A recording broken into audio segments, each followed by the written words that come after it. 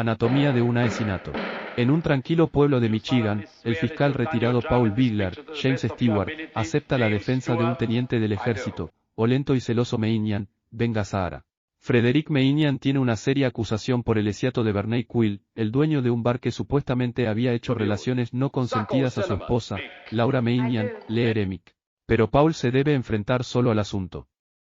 Únicamente le ayudan su viejo amigo Parnell McCarthy, Arturo Connell, bastante aficionado a la bebida, y su leal secretaria Maida, Eve Arden. Después de un corto tiempo de investigación, comienza el juicio. Paul Bigler confía en demostrar la locura temporal de Meinian su defendido y en la ejecución de un instinto irresistible. Pero debe enfrentarse a un prestigioso fiscal interpretado por George C. Scott, que defiende la tesis de que efectivamente la esposa de Meinian coqueteaba con el muerto. Despierta el interés desde el principio, porque no se revela la culpabilidad o la inocencia del asesino hasta el imprevisible final. El reparto de la película es excelente, y sobresale por supuesto el talante honesto y paciente de Stewart. La crudeza de la descripción verbal de la relación a la esposa del acusado causó sensación en la época de su estreno. Acompaña una fenomenal composición de jazz de Duke Ellington, que también tiene un pequeño papel. La película narra el caso de un teniente del ejército que es de temperamento violento y es defendido por un abogado de pueblo que usa la estrategia del impulso irresistible. El drama se centra en el enfrentamiento entre el abogado defensor, Paul Bigler, y los dos fiscales, que intentan demostrar que el acusado actuó con premeditación y alevosía. Durante el juicio, se exponen los detalles escabrosos de la relación contra la esposa del acusado, el asesinato y la relación de los esposos Meinian, que generan dudas sobre la veracidad de sus testimonios y su fidelidad. Bigler usa su astucia, su humor y su experiencia para desmontar las pruebas de la acusación y sembrar la duda en el jurado. También cuenta con la ayuda de un médico experto en psiquiatría, que avala la teoría de la locura temporal. La estrategia de la defensa en la película Anatomía de un asesinato fue usar la teoría del impulso irresistible, una forma de locura temporal, para justificar el acto del teniente Meinian, que supuestamente ató al agresor de su esposa. El abogado Bigler argumentó que Meinian no pudo controlar sus impulsos al enterarse de la agresión contra su esposa y que actuó bajo un estado de ira e intenso dolor. Bigler también trató de desacreditar las pruebas de la acusación y de sembrar la duda razonable en el jurado sobre la veracidad y la fidelidad de la esposa del acusado. La teoría del impulso irresistible es una forma de locura temporal que se usa como defensa en algunos casos de homicidio. Según esta teoría, el acusado no pudo controlar sus impulsos al enfrentarse a una situación extrema que le causó una gran ira o dolor, y por tanto no es responsable de sus actos.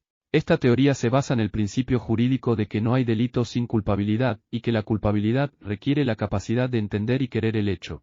La teoría del impulso irresistible es una defensa controvertida, que no siempre es aceptada por los tribunales, y que puede variar según el ordenamiento jurídico de cada país. Algunas críticas a esta teoría son que puede ser usada como una excusa para cometer delitos impunemente y que puede ser difícil de probar, y que puede ignorar otros factores que influyen en la conducta del acusado, como la personalidad, el contexto o las circunstancias atenuantes o agravantes. El teniente del ejército, Frederick Meinian, es un hombre violento y celoso, que dice no recordar el momento del suceso. Su esposa, Laura Meinian, es una mujer atractiva y provocativa, que afirma haber sido agredida con relaciones por Bernie Quill, el dueño de un bar. Sin embargo, hay dudas sobre la veracidad de su testimonio y su fidelidad. Durante el desarrollo del juicio se presentaron pruebas fundamentales, tales como el testimonio del sheriff, que declaró que el teniente Meinian confesó haber atado a Bernie Quill y que le dijo que lo hizo porque Quill había agredido con relaciones no consentidas contra su esposa. El testimonio del médico forense, que confirmó que Quill había sido asesinado en 5 paros y que había restos de men en el cuerpo de Laura Meinian, la esposa del acusado. El testimonio de Mary Pillant, la empleada y supuesta sobrina de Quill, que afirmó que Quill no había violado a Laura Meinian y que ella había consentido el encuentro sexual. El testimonio de Duane, el camarero del bar de Quill, que corroboró la versión de Mary Pillant y que dijo que el acusado había entrado al bar con una actitud amenazante y había parado a Quill sin mediar palabra. El testimonio de un experto en psiquiatría, que cuestionó la validez de la defensa de impulso irresistible y que dijo que el acusado no sufría de ninguna enfermedad mental que le impidiera controlar sus impulsos.